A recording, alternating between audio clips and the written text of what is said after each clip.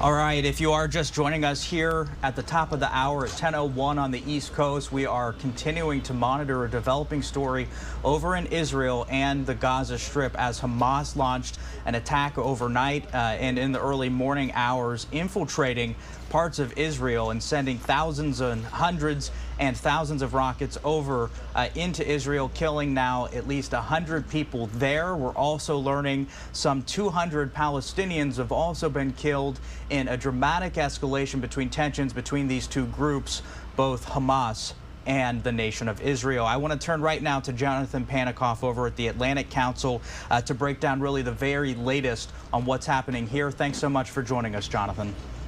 Thanks for having me. Well, first off, can you just kind of give us a breakdown of what's happening here? And while clashes between Hamas and Israel aren't new, this escalation appears to be. I think that's absolutely right. We've never seen the type of infiltration from Hamas into Israel like we're seeing today. You've seen Hamas quite literally go by land and go through what was thought to be a fairly secure border fence. You've seen them go by sea, quite literally using small boats, and you've seen them use paragliders to go into Israel by air. This was a coordinated, very well planned, very well executed thus far attack by Hamas terrorists. My sense is we're at the beginning of this episode now. This is something new. I think Israelis believe this is something new, and we're probably just starting in terms of what is going to be, you would imagine, an extended conflict.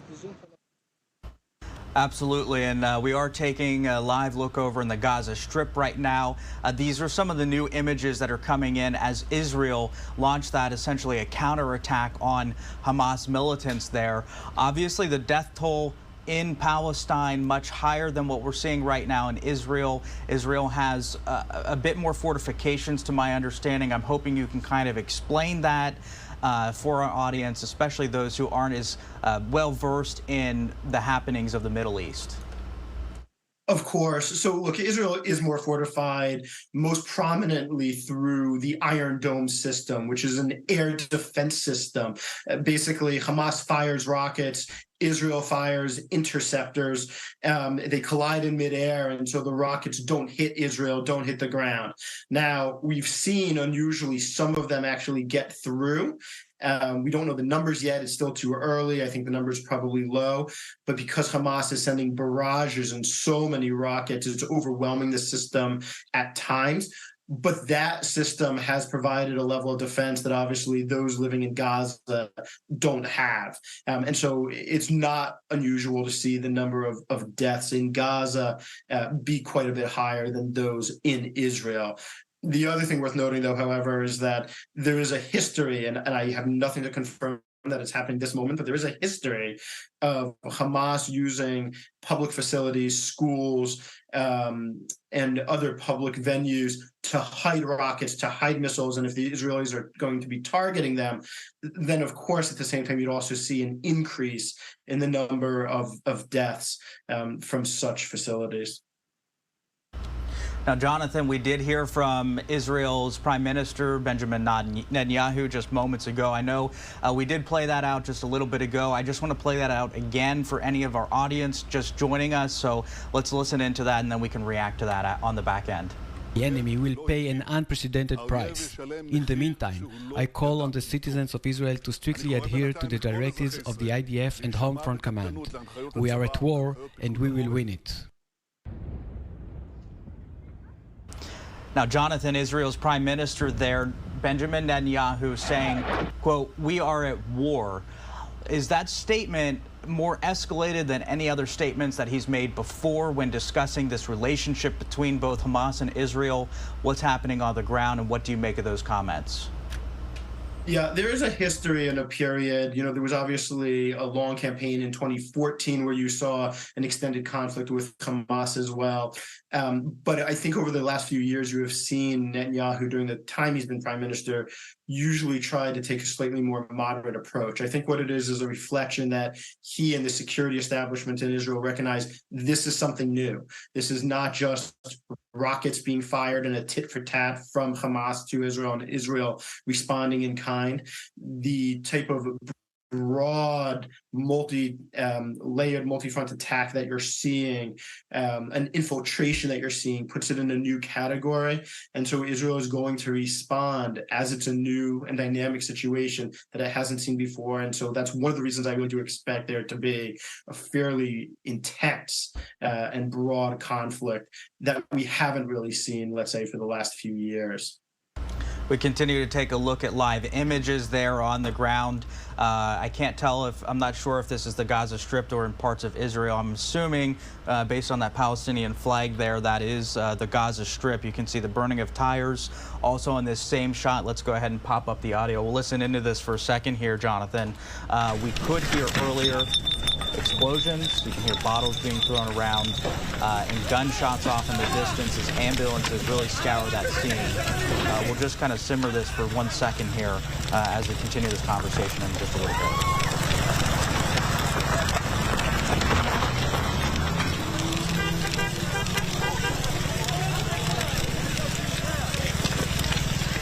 All right, pretty dramatic scenes there as we take another live look over at the Gaza Strip. You can see the smoke in the distance, rockets continuing to go seemingly from the Israel side over to Palestine. Again, most of these attacks often tend to be kind of heavy-handed from the Israelis, we should say. Is that something that we're going to expect in the long term? And I'm talking about not just today, but do you think that Israel is going to continue a kind of an onslaught of an attack of rockets onto the Palestinians, or what is the expectation of what is to happen next?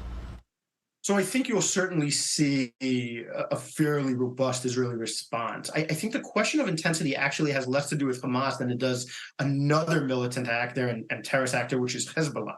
Right now, Hezbollah has stayed out of this conflict. It's obviously only about 12 hours old, but there's been warnings in Israel for a while now and from Israeli allies about the potential for a multi-front war. If Hezbollah decides to join the fight, for instance, then I think this will escalate from what is already going to be a fairly major counter-Hamas effort to what could really be a multi-front war that Israel has to face. And in that situation, I think all bets are off. I think the Israelis will be incredibly aggressive and try to be quite forward-leaning to ensure that such a conflict and such an attack from either Hamas or Hezbollah, if they join, doesn't happen again in the coming years. As we continue to take a look at some of these live images coming in from Israel and Hamas, we're learning some new numbers on the toll of the wounded and the killed. Some 561 wounded people being treated in Israeli hospitals. The numbers for Palestinians much higher. I'm pulling that up right now for everybody. 1,610 wounded in the territory of Palestine following Israel's attack. 198 Palestinians killed, and the numbers that I have right now, at least 77, but I saw reported on Fox News just moments ago about 100 people in the Israel side and Israeli hospitals have been killed. When we talk about those types of numbers compared to these previous attacks, and these are dramatic, we're talking about nearly 2,000 lives being impacted in a single course of a few hours. Is this much larger, much bigger, much different than what we've seen before? It 100% is, and that's owing to the fact that this wasn't just rocket attacks, but actual infiltration, individuals from Hamas, terrorists on the ground in Israel. Look, I think it's also worth noting it's highly unusual to hear sirens that are the warning sirens in Israel about incoming rocket attacks going off in Jerusalem. Less so in Tel Aviv, but it's still unusual. And you heard them happen both this morning. Not a lot of them. It hasn't happened now in a few hours. The frequency's gone down.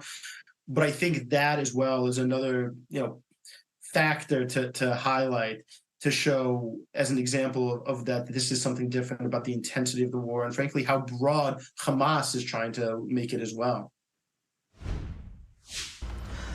All right, Jonathan, we are getting a new statement in from the White House. National security advisors from our White House press pool saying Officials briefed the president this morning on the appalling Hamas terrorist attacks in Israel. The president will continue to receive updates, and the White House officials remain in close contact with Israeli partners. As we continue to monitor this, we may be expecting some sort of either a response or some sort of show of solidarity from the American officials in Washington. What traditionally, as these types of things play out, what is usually the Western response? So from the U.S., I think you'd expect a couple of things. I think you'd expect the U.S. to give quite a lot of leeway for Israel to respond however it decides to respond. You will not see a lot of condemnations, even as the death tolls and destruction increases in the Gaza Strip. Eventually, you may see back channel messages asking Israel to calm it a little bit, but we're not there right now. On the other hand, I would expect the international community to allow I would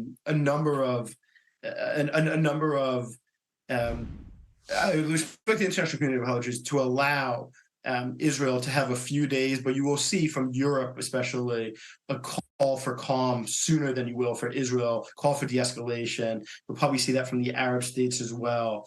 I think the question is going to be how intense it is, and some of that's just unknown yet. It's going to really be a question as well about whether or not Hezbollah gets involved in the war, because if they do, it really changes the nature of it. You'll almost certainly see, by the way, a request from Israel for more interceptors for the Iron Dome, the defensive system we talked about earlier. That's a request that's usually rushed and filled. But again, it's going to depend on just how things go over the next few days. There's going to be a lot more angles to this to come than we have right now. All right, very serious situation there happening between Israel and there in the Gaza Strip. What got us to this situation? What are the stems of the current conflict, which I understand goes back decades between these two groups? It does. That's right, Luca. Look, I think that the reality is Israel for years has tried a strategy of what is called to mow the grass, to knock Hamas, knock Hezbollah, knock the Palestinian Islamic Jihad back on its heels a little bit, undercut them, and recognize that they're still going to grow, that Israel doesn't have any presence in Gaza, doesn't have any presence, obviously, in Lebanon, and so it's going to have limited ability to control things on the ground. At the root of this is really Iran. It's the Iranians who provide a lot of the funding, or the Iranians who provide a lot of the weapons, Iranians who have for years viewed Hamas and certainly viewed Hezbollah as a proxy that can be used against Israel when Iran views it as necessary. Now, that doesn't mean Hamas and Hezbollah don't have independent decision-making. They do, but it's nuanced. And it's hard to imagine that they would have launched such an operation without at least giving a heads up to their Iranian supporters. All right, Jonathan, certainly a very serious situation there as we continue to report on the latest out of Israel as well as there along the Gaza Strip. Very serious there indeed. Jonathan, we appreciate you joining us. Anything that we haven't talked about, anything you'd like to go over before we let you go? No, I think there's going to be a lot more to come in the coming days. I think whether this escalates and how it's certainly going to escalate, but I think how it escalates is really the big unknown factor. The other question is where the Arab states will be. You've already seen a call, frankly, for a couple of months now about Israel and Saudi with U.S. support trying to talk about normalization. Obviously, the Abraham Accords are out there. I think there's going to be a real question about what happens on the ground and how does that translate into Israel's relations with their Arab neighbors and with the broader Arab region, which they've been trying so hard to create more peaceful agreements with, to normalize relations with. All of those issues could get tied up in this as well, but that's going to be for another day. All right, Jonathan Panikoff there from the Atlantic Council, breaking down really this very developing, very breaking situation here on Live Now from Fox. Thanks so much for joining us, and I'm sure we'll be talking again very soon. Thanks so much. Thanks so much. All right, folks, let's go ahead and get out to a quick commercial break. here on Live Now from Fox once we get back, diving back into this conversation and this topic as we continue to follow this breaking news.